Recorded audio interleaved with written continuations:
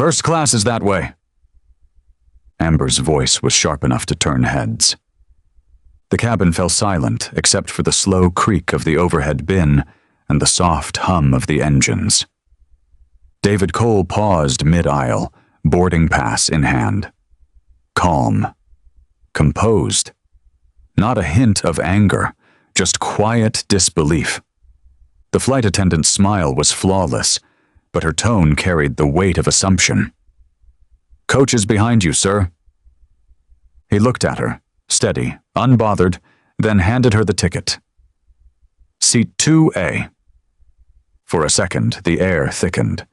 A few passengers exchanged glances, and in that uncomfortable silence, judgment filled the cabin before the plane even left the ground.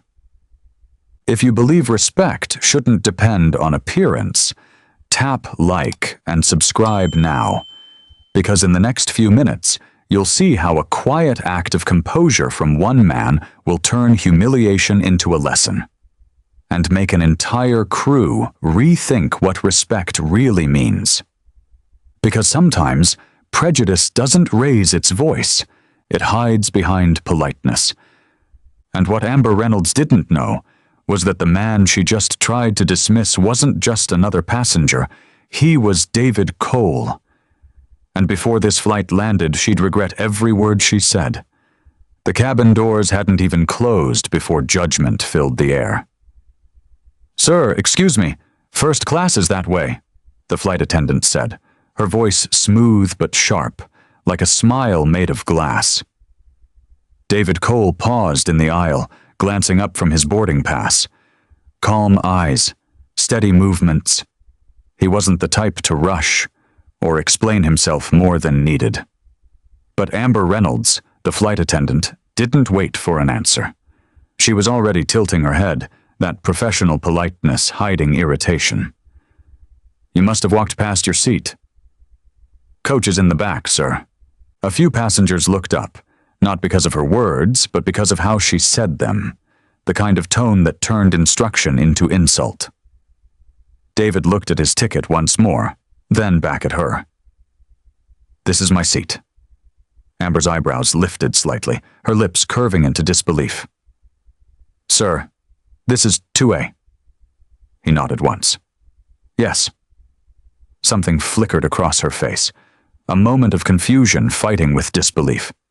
She wasn't used to being wrong, and she wasn't ready to believe she was now. Behind David, the line of boarding passengers began to shift impatiently. Amber forced a tight smile and leaned forward, voice dropping just enough to sound condescending. "I understand there can be confusion sometimes with premium seating, but—" He met her eyes. Calm. Direct. "There's no confusion." That stillness in his tone unsettled her more than any argument could have. He didn't sound defensive. He didn't sound angry. He just sounded certain. Amber stepped aside, reluctantly, motioning toward the seat. "Fine. Make yourself comfortable, Mr. Cole." Her gaze flicked over him again, as if searching for a clue. No designer labels, no tailored suit, just a plain black jacket, worn jeans, and scuffed sneakers. He placed his carry-on in the overhead bin, neatly, methodically, then sat down, opening a simple leather notebook instead of a tablet or phone. She walked away, muttering under her breath. Unbelievable. Across the aisle, a man in a gray blazer, older, white, with a heavy gold watch, chuckled softly. "Guess they'll let anyone up here now." Amber didn't correct him. She smiled. "Seems that way." The man leaned back smugly. "Probably some upgrade mistake. Happens when you buy miles online, David heard it. Of course he did. But he didn't lift his head. He just wrote a note in his book. Slow, deliberate."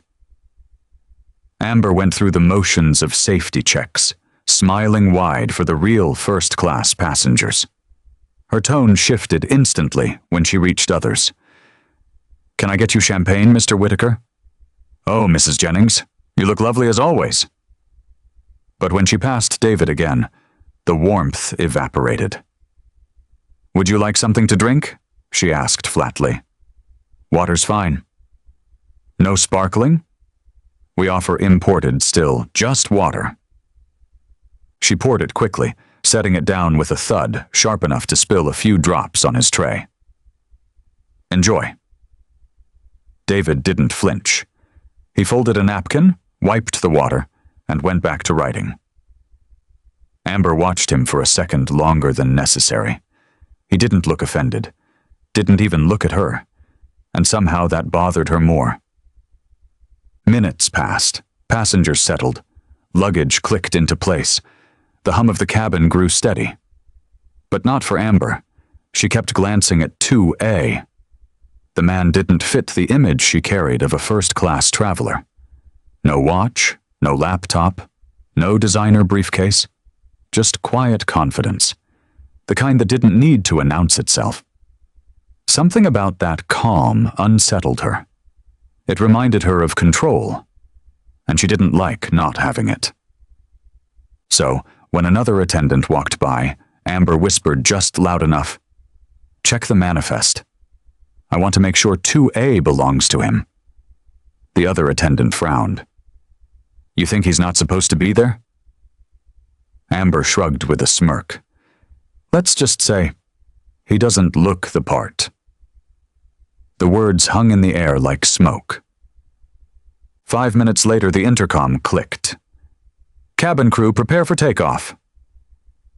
Amber straightened her jacket, plastering on her professional smile. But as she walked past 2A1 last time before takeoff, she couldn't resist a quiet jab. "You'll want to keep your phone on airplane mode, Mr. Cole. Wouldn't want any issues with the Wi-Fi policy." David's lips curved just slightly, not quite a smile. "Of course." She turned, heels clicking, already satisfied. What she didn't see was the small embossed logo on his open notebook, Cole Dynamics Global Technologies, the same company that powered the airline's digital communication system. The engines roared to life. The cabin lights dimmed, and as the plane lifted into the air, David Cole leaned back in his seat, closed his notebook, and stared quietly out the window. He wasn't angry. He wasn't offended. He'd just seen this scene before. Too many times. But this time, it wouldn't end the same way. The seatbelt light went off with a soft chime. The plane had leveled out, smooth and steady above the clouds. Passengers relaxed into their movies, reclined seats, and clinking glasses of champagne. But the air around seat 2A still carried that same cold tension. Amber Reynolds walked the aisle again, her smile as polished as the silver drink cart she pushed. She stopped by each row, her tone sugar-sweet, until she reached David Cole. "Mr. Cole, was the water sufficient?" The way she said sufficient made it sound like charity. David nodded once. "Perfectly." She waited for a hint of irritation, a sign that she'd gotten under his skin. She didn't get one. When silence didn't satisfy her, she found something new to pick at.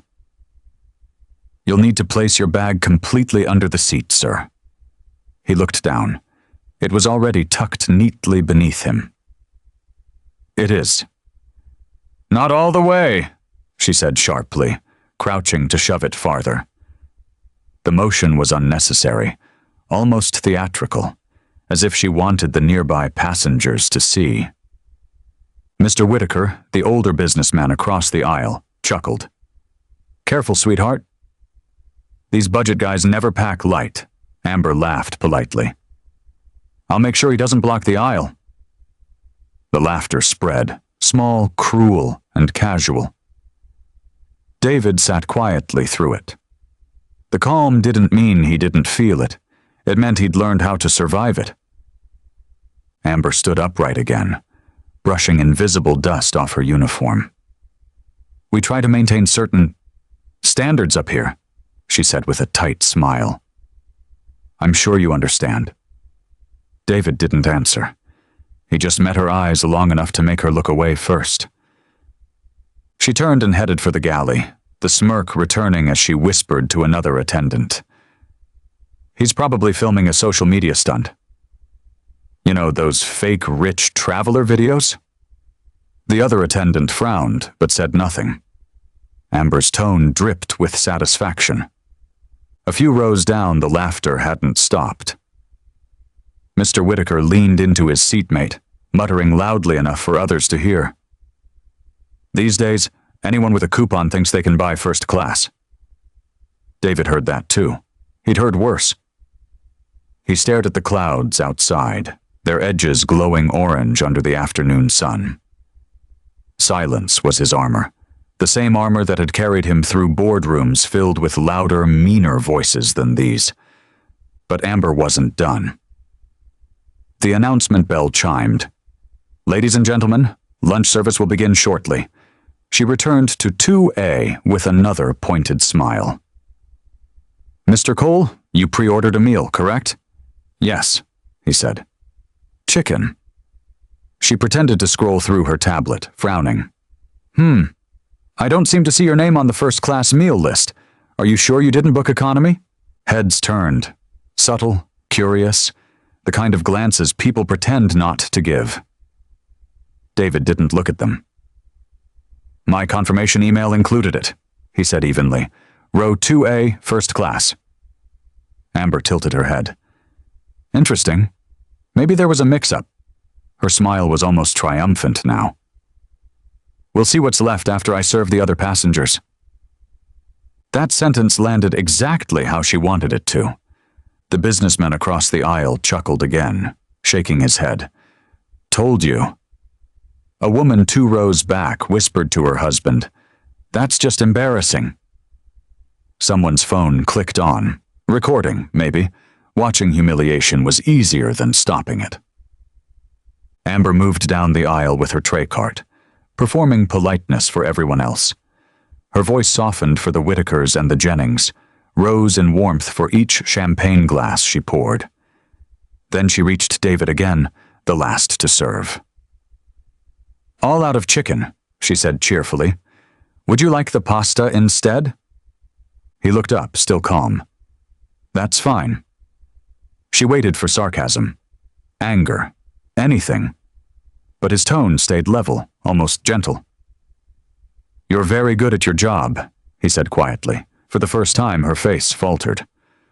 "Excuse me?" "You handle judgment very smoothly," he said. "Most people don't even realize when they're doing it." For a moment, the only sound was the hum of the engines. Then Amber forced a smile, pretending it didn't sting. "Enjoy your meal," she said tightly, setting down the plate a little too hard. The cart rattled away, her footsteps echoing faintly. The businessman leaned over again. "You're taking it well, son." "I'd have told her off already." David finally looked at him. "I don't raise my voice," he said softly. "People hear it louder when I stay quiet." The man laughed awkwardly and turned back to his screen. Amber spent the next 20 minutes pretending to work, but her thoughts stayed on him. Something about that line, the certainty in it, unsettled her. When she glanced back toward 2A, she froze. He was typing something into his phone, then quietly handed it to the attendant from earlier. She caught a glimpse of the name on the screen before the attendant walked away. David Cole, Cole Dynamics Global Technologies. Her smile faltered. And for the first time since takeoff, Amber Reynolds felt something new. Doubt. The cabin had gone quiet. Not the peaceful kind. The heavy kind. The kind that presses down on every sound until all that's left is the hum of engines and unspoken questions. Amber kept walking the aisle, forcing her smile, her voice brittle with practiced cheer. "Anything else for you, Mr. Whitaker?" "More champagne?" She didn't look toward seat 2A. She didn't have to. She could feel him there. Too calm, too still, too unreadable. When she finally glanced over, David Cole was watching the clouds again, one hand resting near his phone. That phone, the one she'd seen earlier, still echoed in her mind. Cole Dynamics Global Technologies. The name nagged her. Familiar somehow. She tried to shake it off. Maybe it was coincidence. Maybe she imagined it. She moved toward the galley, whispering to another attendant. "Hey, can you double-check our passenger list? I want to make sure our first-class manifest is updated." The attendant frowned. "Amber, you already checked twice." "Just do it," she hissed. The woman nodded reluctantly and stepped behind the curtain to call the gate. Amber stayed by the galley wall, pretending to fix a coffee pot. Her pulse was racing now, faster than she wanted to admit. Across the cabin, David leaned his head back and closed his eyes, listening. Not sleeping. Just waiting. He'd dealt with people like her before, in boardrooms, in conferences, at dinners where they assumed he was the driver, or the help. He'd learned long ago that power didn't always need to announce itself. Sometimes silence was the loudest statement of all. 15 minutes later, turbulence hit. The plane jolted, sharp enough to make a few passengers gasp. Amber steadied herself, grabbing a seat back. "Cabin crew, take your seats," the intercom ordered. She strapped in quickly, hands trembling as the plane shook again. A cup of champagne tipped over in first class, splashing across the floor. Mr. Whitaker swore under his breath. "Unbelievable. They can't even fly straight." Amber forced a smile. "It'll pass, sir." But as she reached down to clean the spill, her colleague rushed from the galley, face pale. "Amber," she whispered urgently, "you might want to hear this." Amber straightened, brushing her skirt. "What now?" The gate agent just called back. Passenger 2A, David Cole, was flagged as a VIP. Amber blinked. "VIP?" Her coworker nodded quickly. "Apparently he's the founder of the company that provides the airline's data systems. They said we're supposed to extend full courtesy and—" Amber froze. Her throat tightened. "You're kidding!" The woman shook her head. "They said corporate management wants his flight report as soon as we land." If you're enjoying this story, hit like and subscribe button to always stay updated on more stories like this. For a long moment, Amber didn't move. The engines hummed. The lights flickered faintly.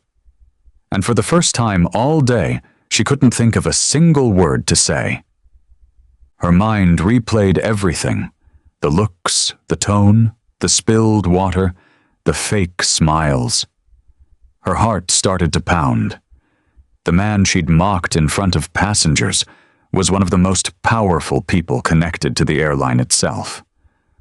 The seatbelt light blinked off again. Passengers exhaled in relief. Amber unbuckled and stood slowly, smoothing her uniform.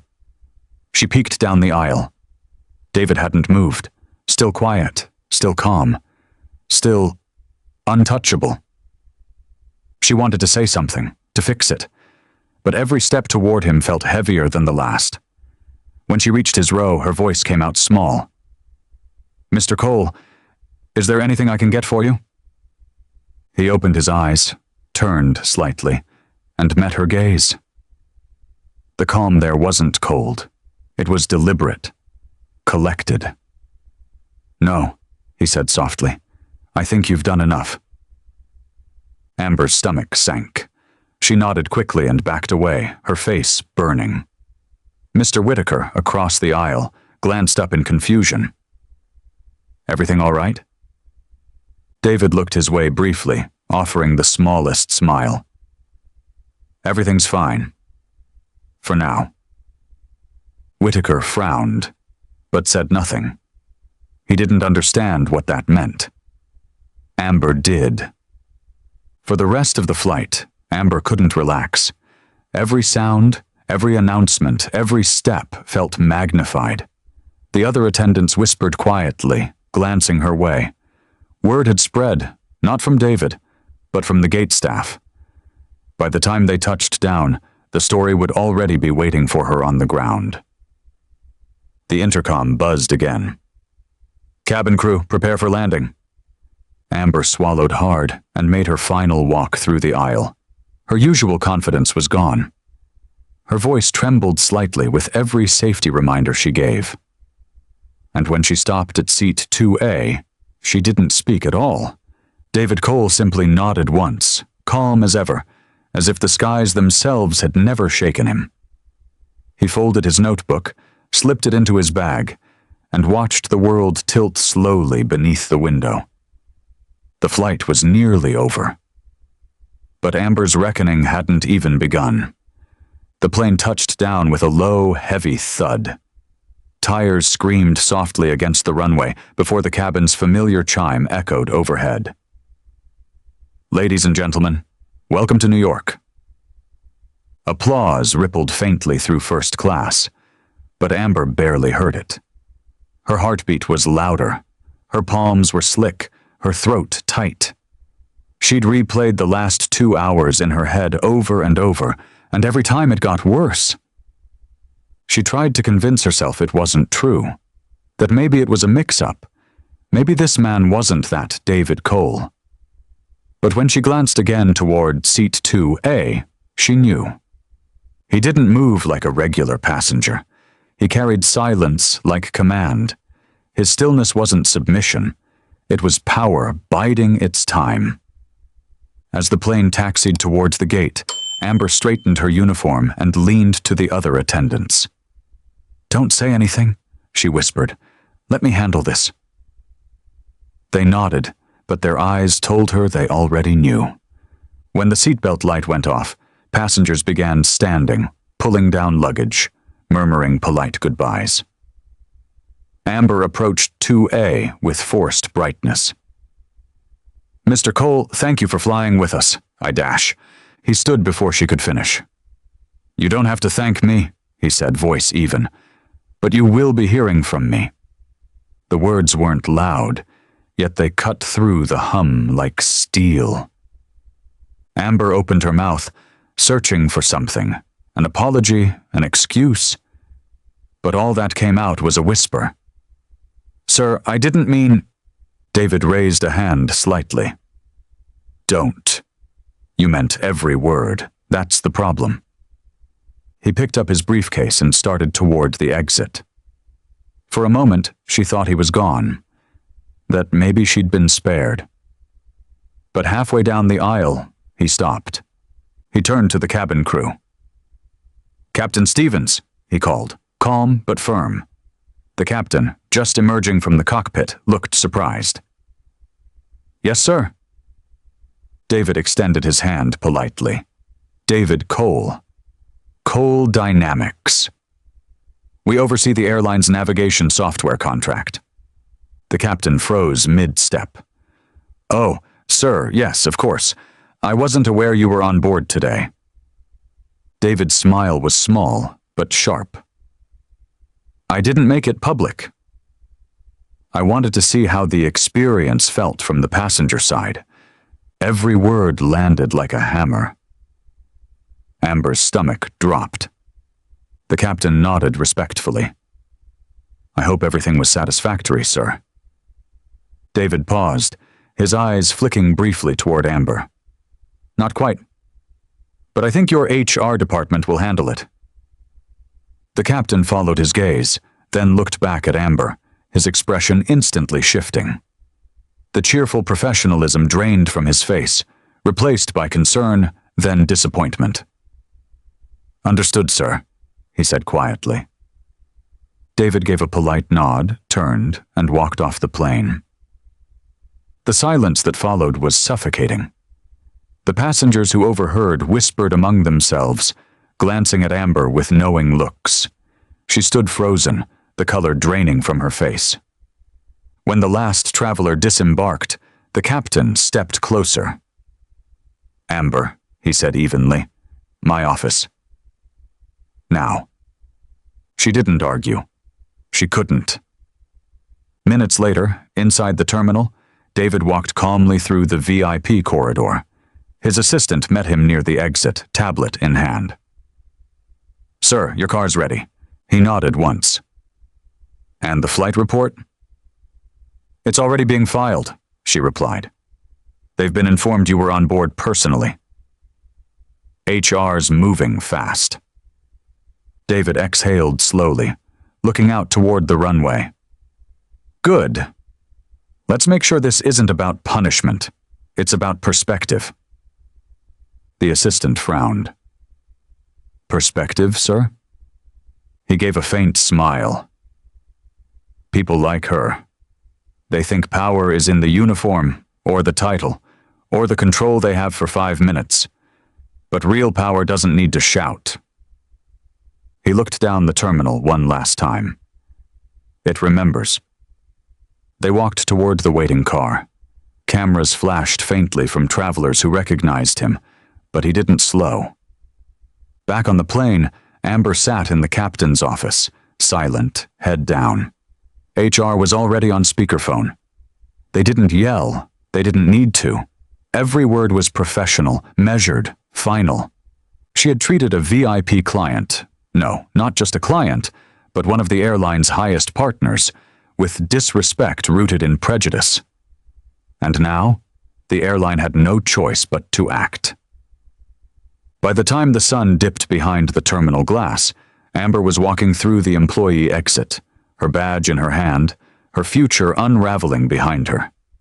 She looked up at the departing jets cutting across the orange sky and whispered to herself, "He was just sitting there, and I didn't even see him." And somewhere above the clouds, another plane carried David Cole home, calm, steady, unbothered. Justice, he thought, didn't always need noise. Sometimes silence was enough. The following morning, sunlight spilled through the glass towers of Midtown, bouncing off silver cars and steel walls. Inside one of those buildings, 50 floors above the noise, a meeting was already underway. David Cole sat at the head of a long conference table, his posture calm, composed. The company logo, Cole Dynamics, glowed faintly behind him on the wall. Executives murmured as they flipped through reports, but David wasn't looking at charts. He was looking at the photo on his tablet, a freeze frame from the airline's internal investigation. Amber, in her uniform, mid-sneer. His assistant entered quietly. "Sir, HR from the airline called again. They've officially terminated the attendance contract." David nodded, not triumphantly, but with a quiet sigh. It was inevitable. The assistant hesitated. "They also wanted to thank you for handling it privately. No media, no public statement, just closure." David looked up. That's all it ever needed to be. Humiliation isn't justice. Understanding is. He slid the tablet aside, folding his hands. "Make sure they institute sensitivity retraining across all flight staff, quietly. If they learn from this, then maybe the next person won't have to go through it." "Yes, sir." The assistant left. David sat still for a moment, listening to the hum of the city far below. The same hum he'd heard on the plane. People rushing, judging, surviving. He had once been a kid in a hand-me-down suit, brushed aside by the world that now served him drinks at 30,000 feet.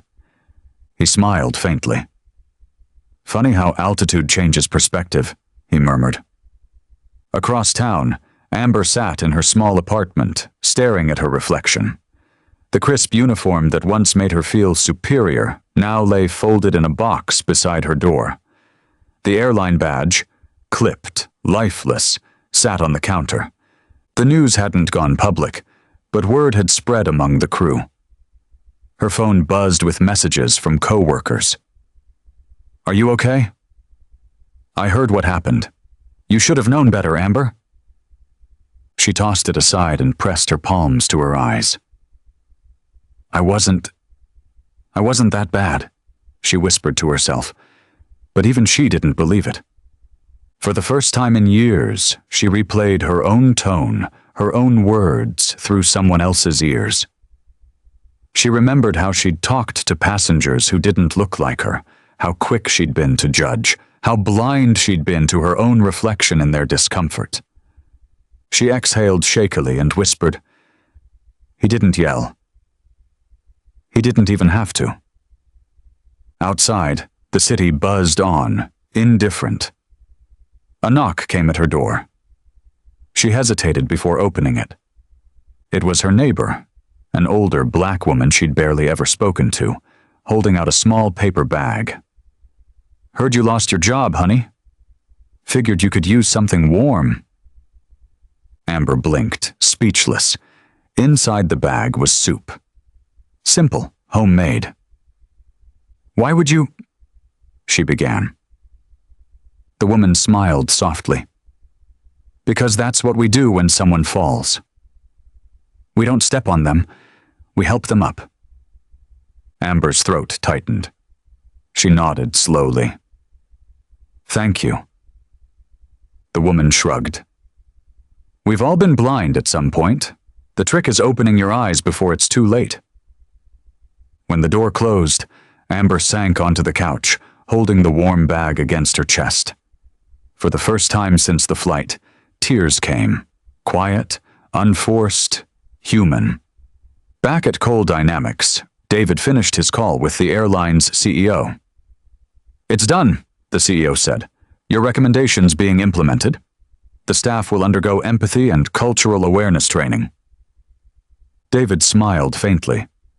Good. That's all I wanted. He leaned back in his chair, the skyline stretching endlessly behind him. You know, he said softly, people think strength is about revenge. But the real power is walking away and letting the truth do the talking. The CEO chuckled. You've always had a way of teaching lessons without saying much, David. David looked out at the clouds drifting past the glass, peaceful, steady. Sometimes silence carries more weight than any speech, he said. He stood, gathering his briefcase, the day already pulling him toward new meetings, new cities, new skies. But for a fleeting second, he thought of Amber, not with anger, but with hope. Maybe she'd learn. Maybe the next time she saw someone different, she'd see more than a label. Maybe, in her own way, she'd climb too. As he stepped into the elevator, the doors slid shut on his reflection. Calm, composed, dignified. Justice, after all, wasn't about making noise. It was about leaving an echo that changed the room long after you'd left it. Hit like and subscribe, so you never miss the next story where quiet strength turns judgment into regret, and respect finds its way home.